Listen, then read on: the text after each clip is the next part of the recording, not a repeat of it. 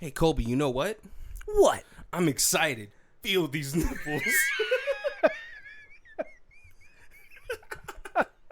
That's the one you saw, right? That's the one you eyed on the IMDb. That was a great quote from this movie. What's going on, guys? My name is Barry. And this is Colby. And this is Who Watches This.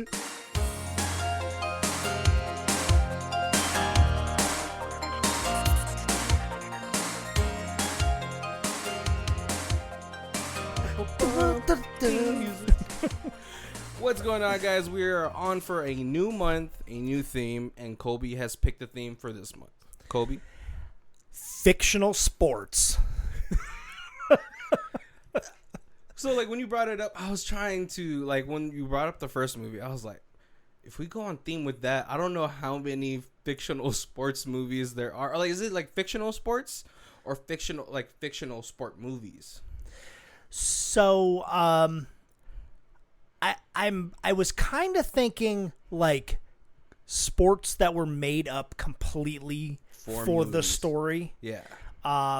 But there are some movies that are like very like a warped version of a actual sport, and so like Yeah. like Well, that's what I thought you were we going. may do that, but nothing based on a true story. Oh, okay, so no Glory Road, no Hosiers. I'm sorry, guys. Right. No, Lucas. Is that based on a true story? I don't know. I don't know. Is Rudy based on Rudy, a true story? I feel like it is loosely. Every time I watch Rudy, I thought it was in my mind when I was younger. When I watched Rudy, when it come on Channel 5 in Los Angeles, I thought it was like a story about what's it called, a Make-A-Wish kid. Cause like.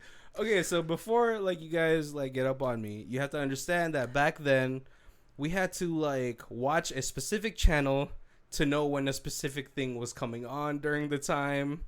You right, remember. yeah, there was no streaming. There was There was nothing at the fingertips.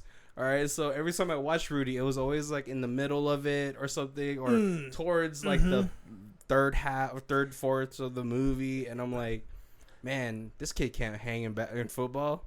I think he's like one of those Make-A-Wish kids. Right, yeah, you turn on a Godzilla movie and the halfway through, you're good. Yeah. But you turn on something that's got like a hardcore story like Rudy, you're like, oh. Oh, so okay, so would mixed martial arts movies that are more like a sport versus like a martial arts movie count as a fictional sports movie?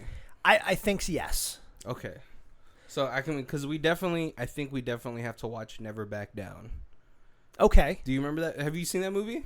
I don't think I have. Oh, it's like with this, like, it came out like late 2000s. It's like with a kid that sort of looks like the new Tom Cruise, but he didn't take off because he didn't accept his Scientology ticket. Oh, okay. And a very young, not a very young, but like a early 20s Amber Heard before you knew that she beat Johnny Depp. Oh, okay. So I definitely think that has to be one because it's more about like a UFC type of like fighting versus like, you know, street fighting like Jackie Chan. Okay. Yep. Yeah, I figure if it has like tournament brackets, then it's a sport. If it's just like, hey, there's martial arts in this movie and people fight, then it's not. Like, I figure we kind of do it that way. Yeah. But for the first movie of the month, we return to a Matt Stone and Trey Parker movie. I bet a lot of kids don't know like about this movie. This was early in their career. I think this was probably after Cannibal Holocaust. No, not Cannibal Holocaust. Cannibal the Musical. Cannibal the Musical. Cannibal Holocaust is a whole different movie. That is not a Matt Stone and Trey Parker movie. But yeah, I think it was like 98. Cannibal the Musical was like, what, 94? Yes. Yeah. So I bet you guys didn't know that they came out with a sports movie. Right. Based. It's a Zucker movie, directed. So that's Airplane, Naked Gun. Oh, okay. So it does have some of the humor very much. You watch it and you're like, oh, this is like Naked Gun. Yeah. And then some of it's like, oh, this is definitely South Park. Yeah. I mean, he even does like what's it called? He even does the Cartman voice in here, which is like hilarious. Yep. But if you guys don't know what the movie is called, it is called BASEketball. Yes. Not to be confused with basketball. It's pretty much the story of two friends who grew up together. They used to watch baseball, and then they ended up going to, I think, a reunion. Yeah, like a reunion, maybe a high school reunion party. Yeah, and they're good at shooting the ball. They're not good at everything else. Right. So after they get challenged by two like macho jock alpha guys to play some 2-on-2, they're like, whoa. We're not talking about that basketball you play in the suburbs. We're talking about a hood version. Where it is a combination of basketball and baseball. Right. Because then you take all of the physical constant exertion of basketball and you take in the sort of more calm nature of baseball at some points. Yeah. Because it'd be like, I think when I used to play baseball, like when I was like in elementary school, a good chunk of the time I was just standing in the field waiting for the ball, waiting for me to like possibly catch the ball and throw it. Right.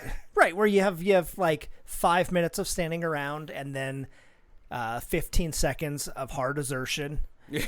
And then another 5 minutes of standing around. Yeah. So yeah, we are not trying to downplay baseball players. It is definitely it's sort of a combination of, I would say, like the mentality of golf. That's either a compliment or an insult. I'm not sure which one. All right, well, okay, so baseball's hard, but let's be real, people. All right, there's a lot of standing around.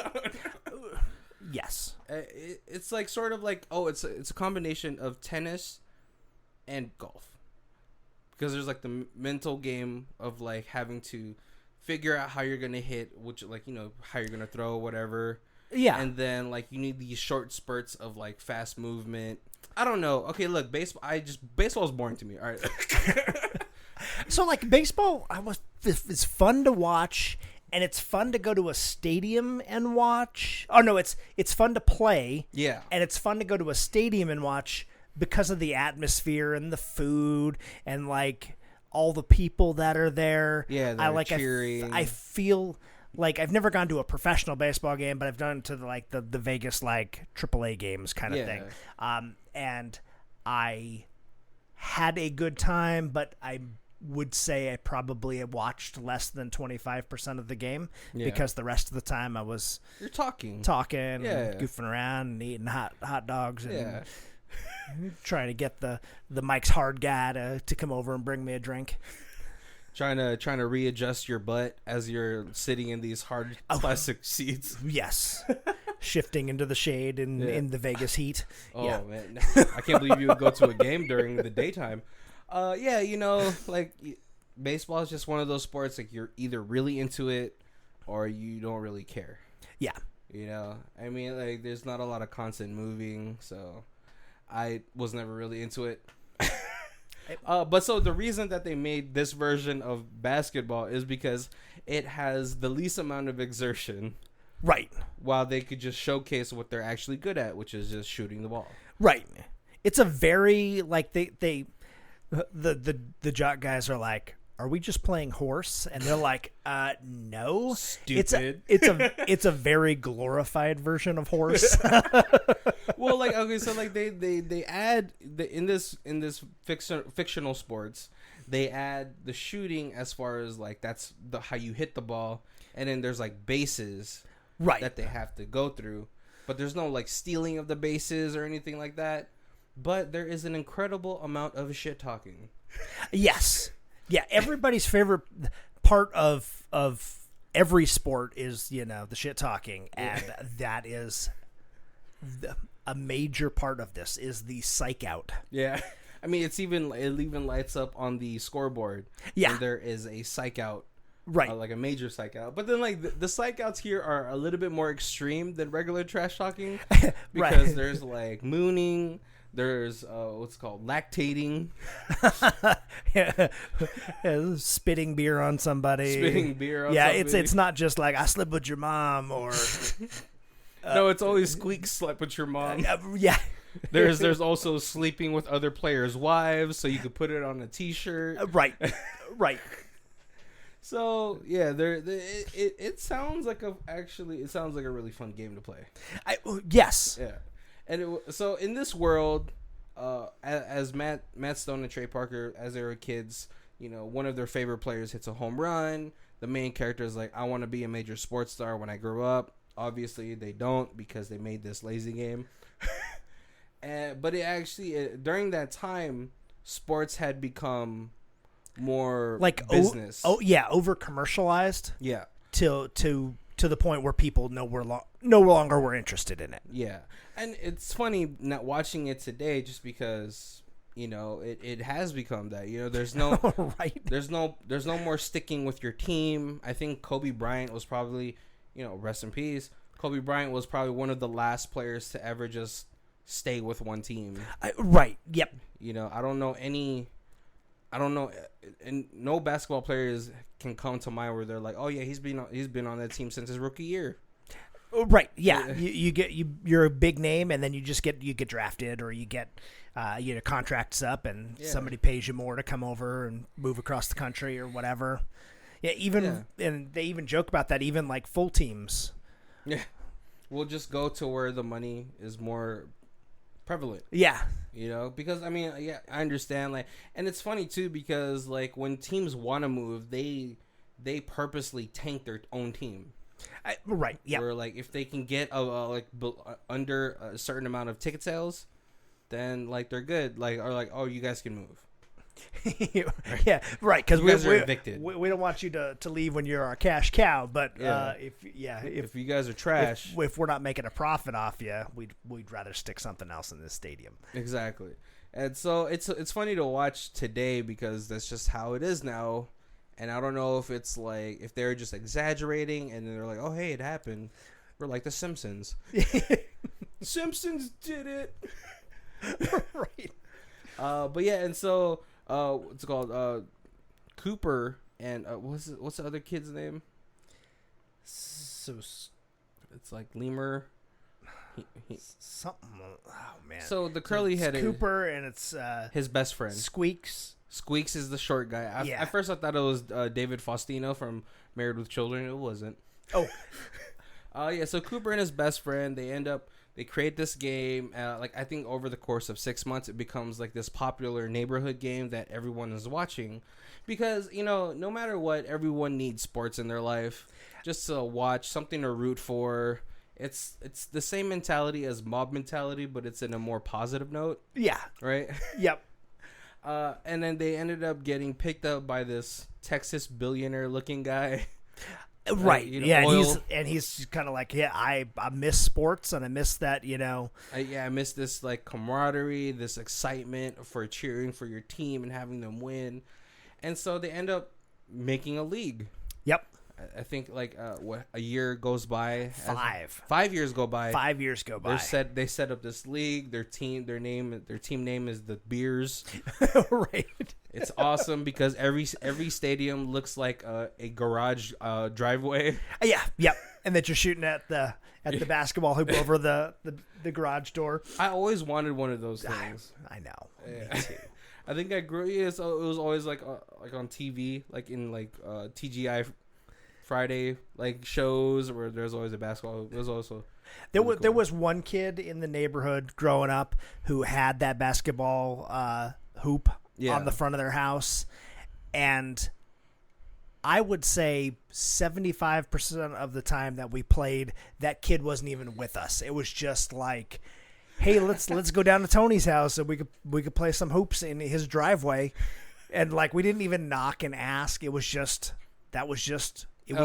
the center of the neighborhood, and we just went and played there. So like the moment like the parents would hear like banging on the garage, they just knew it was the neighborhood kids. Yep, yeah. They never came out and they never said anything.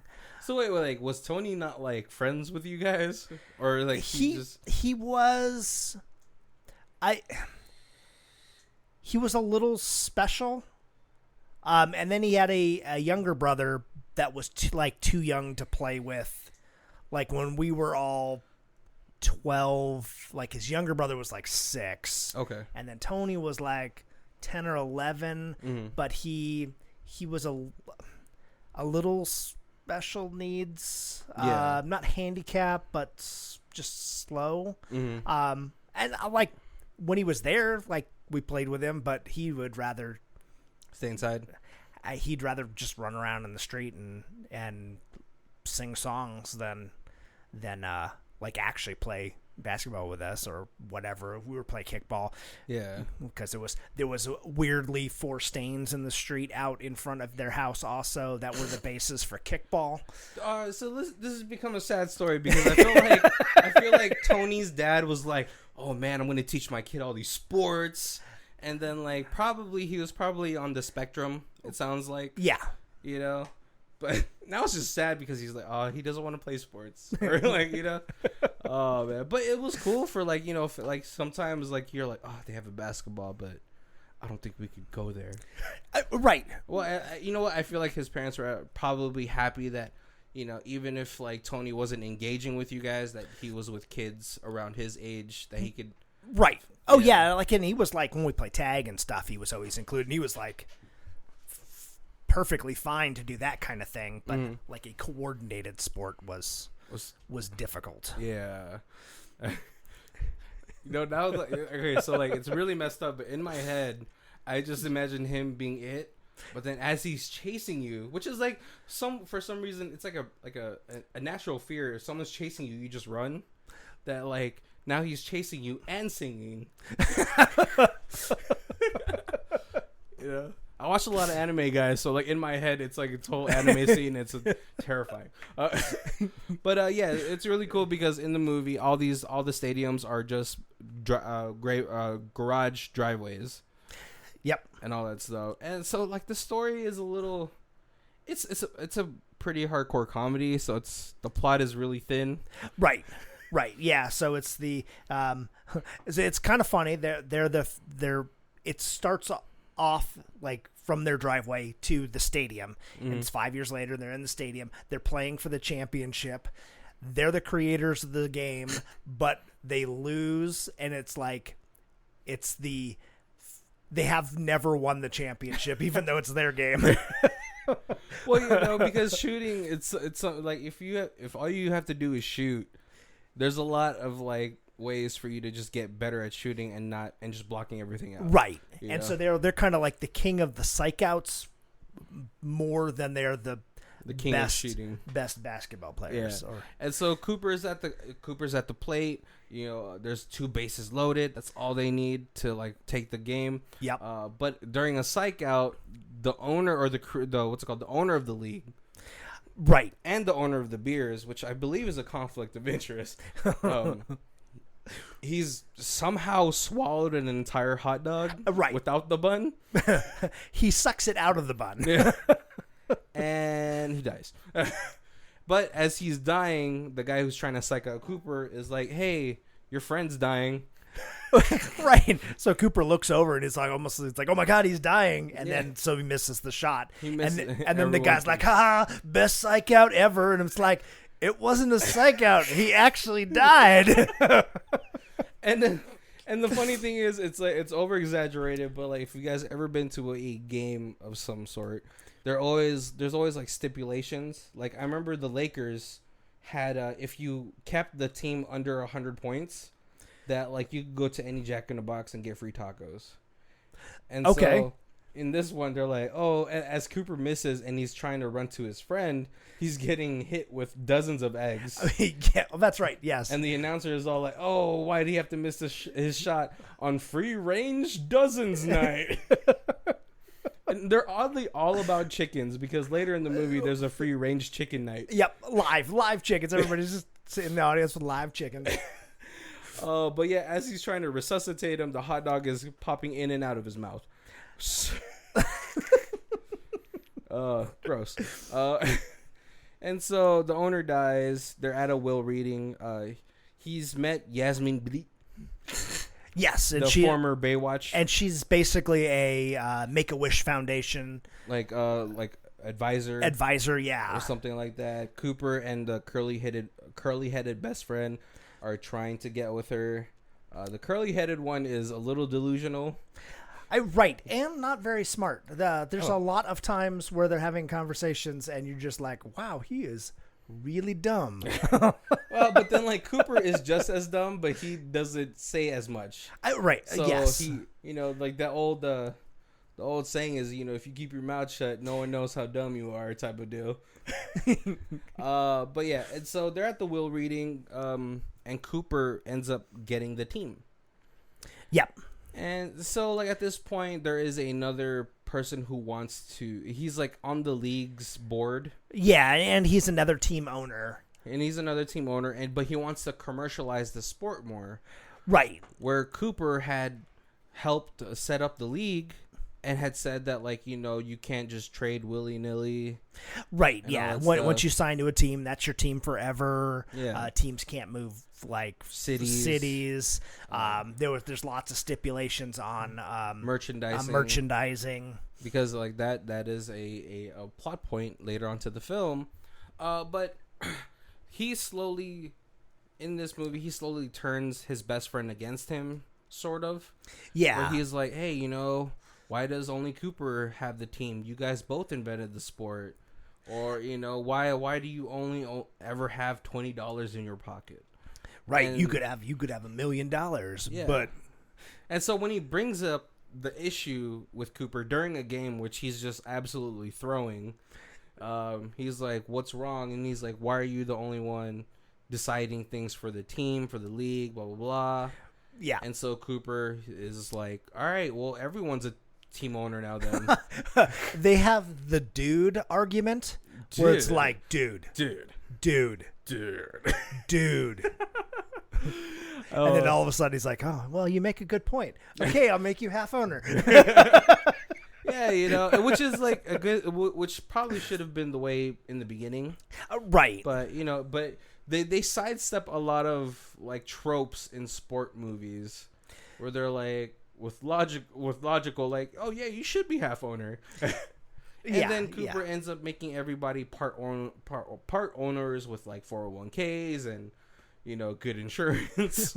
Right. And so for a while they're good until was a WB guy. No, not WB. It's like BW. Whatever. Yeah. The fashion owner or whatever he is. He sees that Cooper is a sweet on the Make-A-Wish Foundation lady, which is Yasmin Bleak. Right.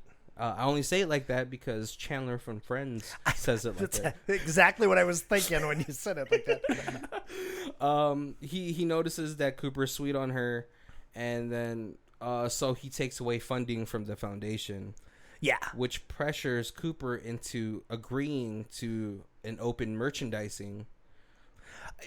Like a more open merchandising contract, because he's like, I still don't want, just be able to sell and make money. He's like, well, what if we set it up so we could sell it for charity? Yeah. Sell merchandise for charity. And he's like, okay, well, that's like, he's still against it, but then the curly head is like, no, I look out for my womans, because he's still delusional that he's going to end up with Yasmin. So he's like, yes, we will do it. Yeah. And so the curly-headed one starts to get more like big-headed and all that stuff.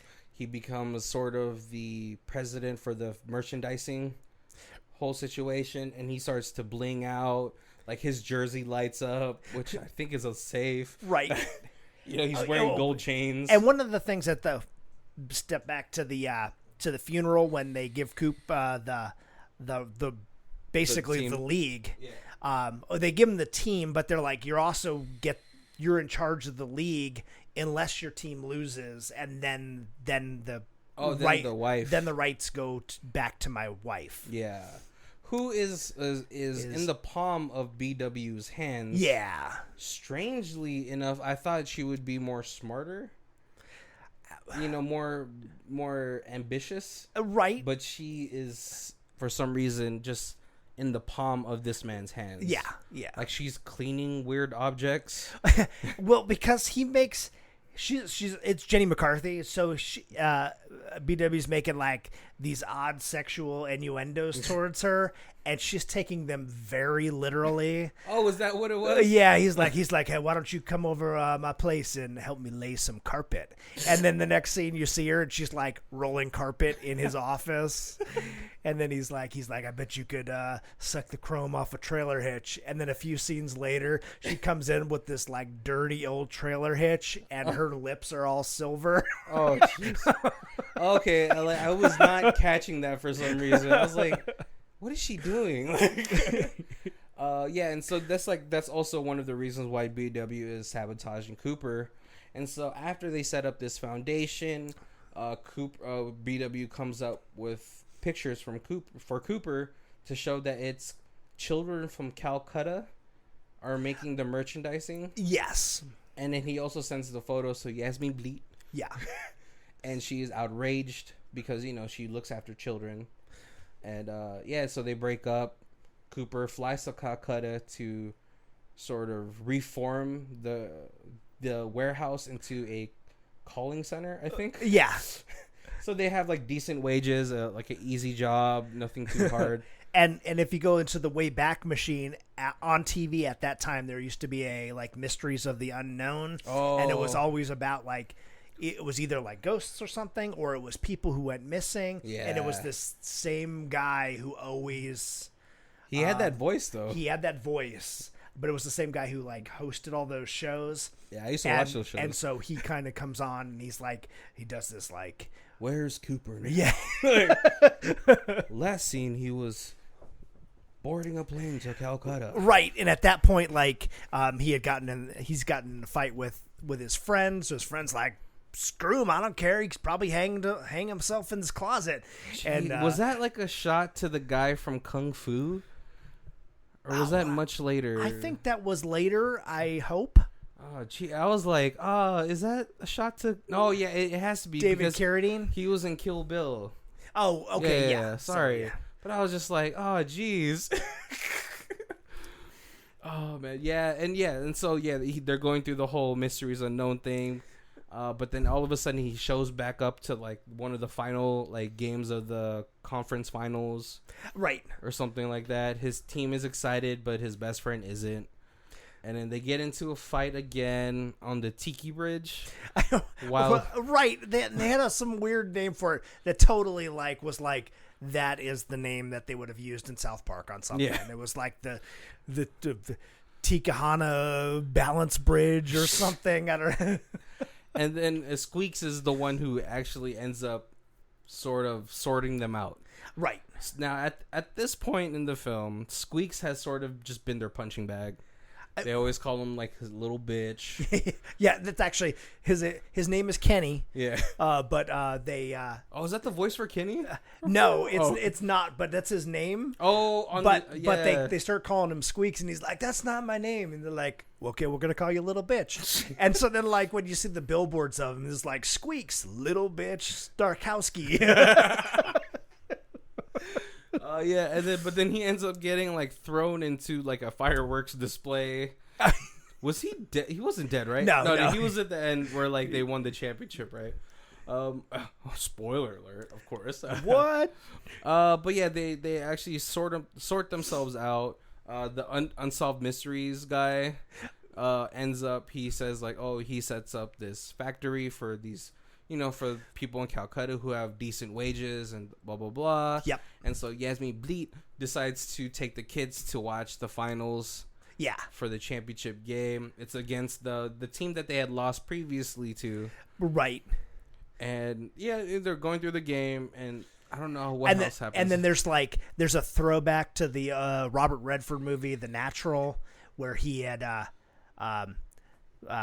Coop had made the original ball, the basketball-sized baseball for for the game, and that was like his lucky ball. And whenever they were losing, he'd always pull out his lucky ball, and it pops. Yeah. And so the kid that's from the Make-A-Wish Foundation, he shows up and he's like, Coop, I know you can't throw with a regular ball but I made my own ball, so why don't you throw my ball? And it's like this touching moment because like in The Natural, Robert Redford makes his own bat before he becomes a baseball player as a kid, and that's always his lucky bat, and then it breaks. It breaks when he cheats on his wife or something, and then like the kid who always looked up to him makes a bat and brings it, and then he uses the bat in like the World Series or whatever. All right, it breaks because the bat is sad that he has lost his innocence, right? That he once had before he became a famous baseball star. It's a very symbolic. Yeah. But yeah, there's definitely a throwback to that movie. And also, just to let you guys know, bats just don't break like by themselves. Especially now when they're all like aluminum. But yeah, it's a super touching moments, and he ends up making the shot. What's it called? Everyone starts to make out with everyone. Squeaks falls in love with a drag queen, I think. Oh yes, very large, and Squeaks is like 5'2", and super tiny, and she's like 6'7", and he's picking him up like a child. Oh, right. Cooper is making out with Yasmin Bleat, and then curly-headed dude is making out with Jenny McCarthy. Right, in the sloppiest, most tongue touching every part of your face in some weird slobbery kiss fashion. And in old fashion day, that's how the movie ends. After right. I'm surprised that they didn't throw in the line that they're going to Disneyland. I feel like every sports movie, that's how it should end. Yeah. Yep. I'm going to Disneyland, and I'm gonna do you in It's a Small World. Another Friends reference. You guys know that one. Kobe. What were your favorite parts of this movie? So there's a lot of like really clever parts. I love all the like the psych outs. Like there's one where he's like, the guy's getting ready to hit, and he pulls out like a Ziploc bag, and it looks like it's full of like cream, and he's like, this is the fat that just got sucked out of Marlon Brando's ass, and he sticks a straw into it, and he's like, oh no, what am I doing? Oh, it's so salty and sweaty. It's disgusting. It's so gross. And then like scenes later, you see him and he's still drinking out of the bag. Well, in my mind, I was like, it's probably just tapioca, right? Right. I'm sure. Yeah. One of my favorite was like it was when Squeaks kept wearing masks, and then when he finally took it off, the guy missed. And then probably one of the best ones is the lactating one. Oh, yeah. Which I was like, is he really lactating, or is he keeping milk somewhere? Right. But he pulls down like the side of his shirt and shows his nipple and squeezes it, and milk squirts into the guy's face. No. And then the funny thing is like, and he's still going. He has the psych out still going. Because even after they won the game, he's still squeezing milk into this guy's face. It's probably one of the best parts of that sport. And then it's actual like sports announcers are hired for this. So it's like Bob Costas and somebody else. Yeah. Are like the actual announcers. Some of the like the players on the other teams are like actually like sports. Yeah, they're the actual like athletes and all that stuff. What's it called? The baseball player that he admired. Oh, Reggie Jackson. Reggie Jackson. It's funny because he's the kid who caught his third home run ball. Right, and that's the what like is always like that's what made me want to be an athlete was catching that ball. But then as he meets Reggie Jackson, he's like, "Yeah, I have the 2 home run balls from that game, but some little shit took the third." Which, like, at this point, he returns his special ball to him. He's like, I caught a little kid trying to make out with this one. Yep. You should keep it, man. It's a memento. And so you would think, I thought he was like, I have that ball, I'll give it back to you. He's like, I gotta go. Right. And he's like, Coop. And Coop turns around, like, I didn't take your ball, I don't have it. And he's like, no, I was just gonna wish you luck. Next season. Yeah, and so yeah, it's really nice to see like what's called the fridge was in here. Yeah. It was just, Jesus. But at that part, he was like, I'm so excited to play for Miami, Minnesota. Yeah, whatever. The rich guy's got like at his office, he's got like a little museum of his, because he's like, hey, I'm so rich that whenever I see something I want, I just buy it. And so like he's got this like whole museum of all these like rare sports memorabilia, but then it's got like Kareem Abdul-Jabbar like in a cage. Yeah, I was like, I don't know. I don't know if you could do that today. It's symbolic, you know. He also has Siegfried and Roy in another box. I was like, I don't like this. You know, if it was Benicio del Toro, it would have been fine because I was like, oh yeah, he's a collector. Oh man, this movie is just a bunch of fun. I mean, Matt Stone and Trey Parker are obviously like just people who had just lived out their dream. Right? Yeah. Just making goofy movies. I love that there was like a little bit of musical and dancing in this, like organized dancing. Right. Yep. And then there's the like he writes a song and it's on the radio. Yeah. Like when he's like all sad and leaving, and the song is like singing to him. Yeah. And then you know what's it called? When did South Park come out? Like 96. Yeah. So I was kind of looking at the timeline. So they had done the pilots of South Park. And then they did a little short film for Zuckerberg or the director. Mm-hmm. And he had written the original script for this movie, mm-hmm. and tried to get Chris Farley to play Coop. And then there was no friend. It was going to be just around just Farley? A single person game. And Chris Farley said he didn't want to do it. And so he then came in and was like, hey, I really love the way you guys did this little mini short film for me. If you want to rewrite the movie about a pair of friends who want to do this, and they were like, yes, because South Park is super offensive. Yeah. So we're certainly not going to last more than a season. So they were like hoping that this was going to be their into film, and then first season of South Park took off, and they won an Emmy, and South Park and Comedy Central was like, this is the highest grossing show we've had so far. Yep. And we want to like sign you for 5 seasons or something ridiculous. Jeez. And now they're like on their 24th, 25th season. Right. Still just talking about whatever they want. Right.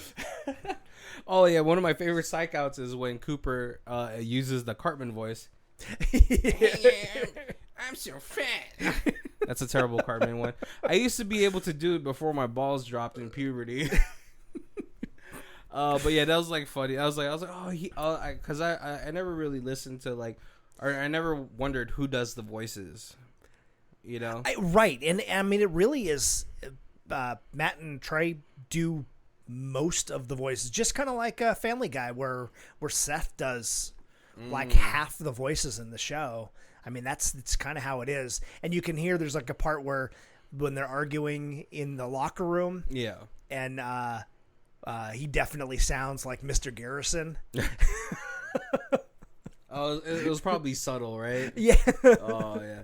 And there's definitely parts where you could hear some of the voices, the character voices coming. And I don't need some of that. I don't even know if it was like intentional. It just might be one of those ones like, this is my mad voice. And then it's like, oh, everybody now knows it as Mr. Garrison's voice. Oh, yeah. Oh, man, there's a lot about this movie that just reminds me. Like, I think I remember renting it at blockbuster. And I'm like, this movie is goofy. So I saw this in the theater. Because I guess it got filmed before they did the first season of South Park, but it didn't come out in theaters till after the first season of South Park had aired. Okay. So most people were like, "Oh, this is the South Park guys," even though when it was getting filmed, it was like, "This is a Zucker film with some guys who do little animation things." Yeah. Well, it's an easier sell if you're the South Park guys. Right. I certainly didn't notice this. Like I said, I was looking at the timeline. I was looking at little fun facts. Every team has 6 players, but there's only 3 players on the field at a time. And so it's like with the Beers, it's always Coop, the curly-haired guy, and Squeaks is like you never see the other 3 players ever leave the dugout. Yeah. But those 3 players are the 3 extra players on every single team. It's the same 3 actors play the 3 players who never come out of the dugout on every team. Like, they can't afford to hire more extras. Right. They just got extra uniforms. They're like, okay, now sit on that side. Right. Yeah, it's like the Asian guy. Right. And then like the 2 other white guys. Yep. Oh man. Yeah, this movie is just a lot of fun. It's goofy. It's not overly dramatic. It totally shies away from like typical like tropes of like, of sports movies, like what's it called, Cooper and his curly-headed friend. They fight over the girl, but it's never like, oh yeah, we're not friends anymore because of that. Right. You yeah. know? They do fall into the pitfall of like, 2 friends splitting up because of money. That's. But that you have to have some sort of tension in the film, otherwise it's just like, oh okay. I guess the movie's just done now. There was no like conflict in this. I mean, I guess the only conflict they would have had was with BW. But even in this movie, he wasn't really in the thing as much. Right. Like, and he's a famous guy too. He's, oh my god, I can't remember his name, but he was like old TV show Man from U.N.C.L.E. Oh, okay. He's the bad guy from Pootie Tang. Yeah, he's old as dirt though. Yeah. Even in this movie, which right. was like 98, and so when he came out in Pootie Tang, he was even older. Right. Yep. Some people just live forever. Look at the Queen of England. Yep. I'm just waiting for her. Like, I feel like a slight breeze will brittle her bones. Cole, is there anything else that you want to like? If you want to bring up about this movie before we go to reviews? I'm trying to think if there was anything else. There was, because I was like I said, I was kind of looking through the fun facts. I'm trying to think if there was anything else that was like cool and So it's the game itself was like a driveway game that's the original Zucker, when he wrote it, it was a game that reflected a game that he used to play as a kid. Oh, okay. In their neighborhood. Yeah. Oh, see, that's fun. Like, it's always nice to like see like other versions of games, or like, I think we've lost some of that. Like, just like making your own games, playing with other neighborhood kids. Right. Oh, no, yeah, I totally grew up in that era of, so parents kicked you out and you were outside for the day. I know. Like, I bet if you told someone like, oh, hey, be home before the lights come on, they're like, what? Yep. And everyone our age knows that. And and like, it's funny because like, like I was from, like, I'm in that generation, like I'm a millennial, but like it's weird because millennials are like sort of like in between these two generations, where come before the lights come on, or or the next generation who's like, I just want to stay on my computer all day. Right. So it's weird, like when I try to think of like, or when I try to talk to like my nieces and nephews about like stuff like that, like playing outside all day, getting like super tanned. You know, just it's funny because during this whole, I don't know when you guys are listening to this, but during the quarantine in like March, April, and stuff, so many people without like that don't have jobs anymore just started like biking outside and like are bike crazy right now. Right, yeah, tons of people. You see them walking and just and biking and stuff. Yeah, and just, you know, like it was crazy. Like when the strip was empty, people were just biking on it, which is like, I really should have done that because I don't think that's ever gonna happen again. Right. Right. But yeah, you know, and so it's fun that you say that like the person who did the script had just pulled something from their childhood into this movie and made it seem like it's like a fun game. You know, like there's other like media out there that creates like fun games. Like New Girl had the Drunk American. Mm-hmm. That's fun. Like where you have to. It's part trivia, part floor is lava. And part board, like not a board game, but like a life-size adult board game. Yeah, because you know the floor is lava, so you can't touch the floor, but then you also have to like drink every time you mess up on a historical fact, which is like a hard game. You know, like everyone's like knowledge of history is vastly different. Right. Yeah, even if you have history majors, that's going to be a difficult game. Oh yeah, because one could be like a Greek history major, one's like an American Revolutionary history person. So, but like, so I'm afraid that like later on, like, you know, like maybe like a couple years from now, someone's trying to make a script of their childhood, and it's just them inside playing video games. I mean, like, I'm not saying that I wasn't a part of that. Also, you know, like I think growing up, I had Super Nintendo, and that was like super advanced for like you. Right. Yep. Because you grew up going to like probably mom and pop stores, slapping a quarter on the pad, and see, like, I wasn't really next. I'm like older than Pong. Yeah. But I certainly remember like Pac-Man and Centipede and Donkey Kong. Yeah, and you grew up in Las Vegas where like during that time it was like Arcade Central. Right. Yeah, we had one that was it was probably 2 miles from my house. Mm-hmm. But yeah, man, I remember walking up or biking. Did you have a bike growing up? I did. Yeah, it was a pocket full of quarters. Yep. And eyes filled with determination to get to the kill screen. Yep. And there was a movie theater up next to it. That was like, oh, that also had an arcade in it. It did. Yeah, it did, and it was the time of it was the era where like you'd go and you'd be like, I would like to go see Friday the 13th, and I am 12 years old, and they're like, did you know that's a rated R movie? And I'm like, yes, and they're like, that will be $350. Oh, see, that sounds foreign to everyone. $350 for what? You can't get anything for $350 in the movie theater. Right. $5. Go up there. You get into the movies, buy a drink, and buy a candy bar. $5. That was your day.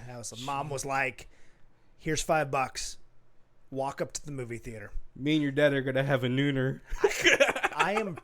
Never thought of it, but I'm pretty sure that's what it was. It was like, get out of the house because we need some adult time.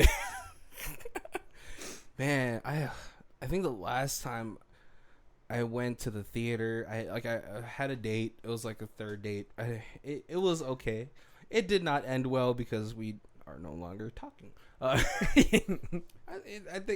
think just chemistry wasn't there. Enough of my personal life. But yeah, the last time I went to a movie theater, you know, I paid for the tickets, paid for snacks. I was like $50 in the hole. I was like, Jesus fucking Christ. Right. This is why, like, you know, it's nice when you're in a relationship or like you guys are married. What you do, right, is because it is perfectly fine for her to have this huge bag and your snacks in it. Yeah. Right. Yeah, because back then, like, the snacks were not astronomical. Oh, yeah. Like, right. you bought a bag of popcorn for $1, and you bought a drink, and then, like, the drinks, like, had, like, free refills and stuff, and it was Yeah. Now you have to like buy that like huge drink. And they only checked your ticket at the door, so we'd go and see like 4 movies, make it like an 8-hour day. That's more than a nooner.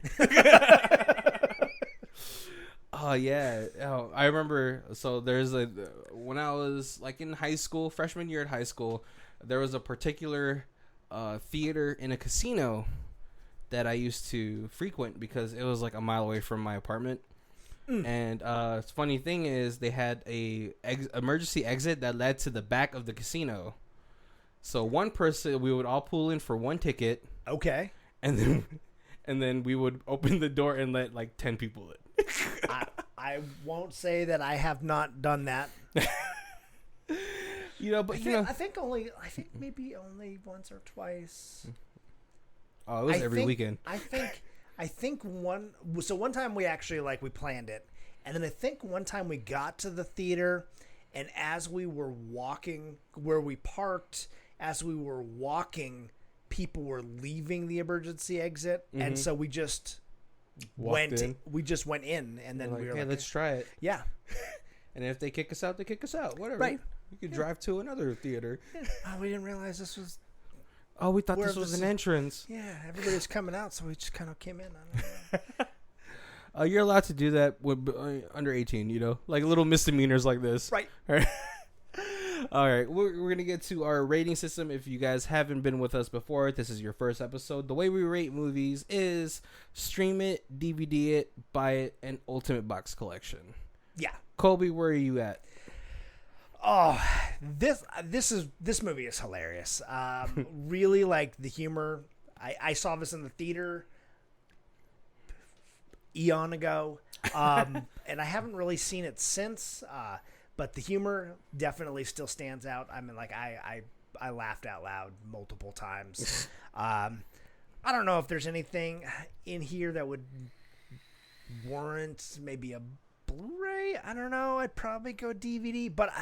But if you did we always say this every week. If you did like a South Park combo thing, yep, where you had like this and like Cannibal and like Orgasmo and and Team America or something, or the South Park movie, you did like a little 5-pack. I would absolutely pick that up. Yeah.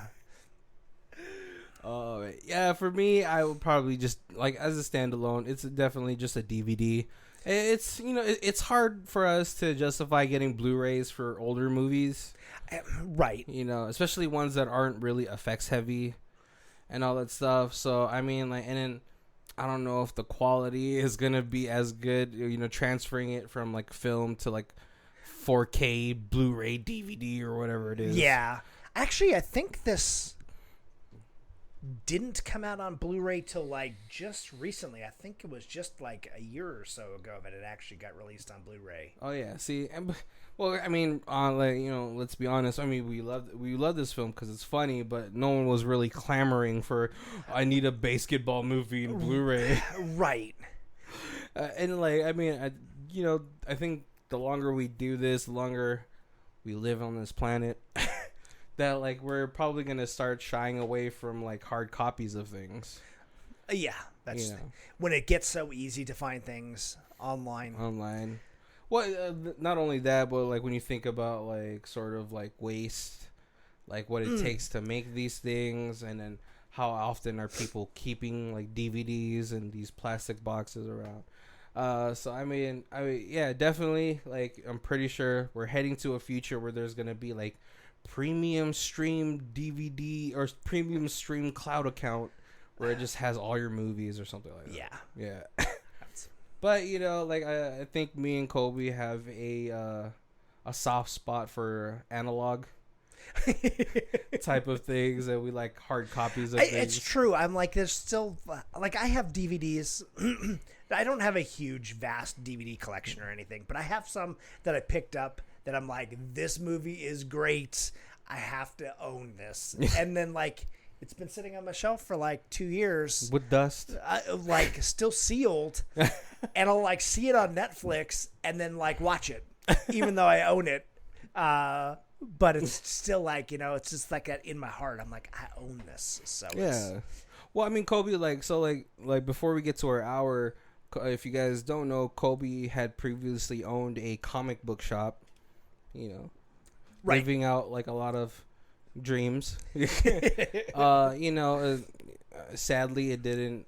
It had ended. Yes. But was one of your fears while having the comic book shop was that comics was just gonna go full digital? It was. But it's like there's a collectability to comics, so there's like a lot of people who would rather have a physical copy. A physical copy because they can appreciate the art. They want to support the artist. Yeah. Stuff like that. It's you still want to meet the person, and then you can't have somebody like, here, sign the back of my iPod because I downloaded your movie. Hey, sign my hard drive. Right. Where like if you have a comic book, you could still meet the person. You can have them sign it. It's something you could trade back and forth. Like, I mean, I guess as a kid, I did a lot of like comic trading, and would like bring my comics over to somebody's house and I trade. Like, hey man, I haven't read Superman, so like I'll trade you my Green Lanterns for your Superman. So on that, was there ever a trade you're like, I can't believe I traded that away? I'm sure that there is. Like someone's probably bought a house with a comic you traded them.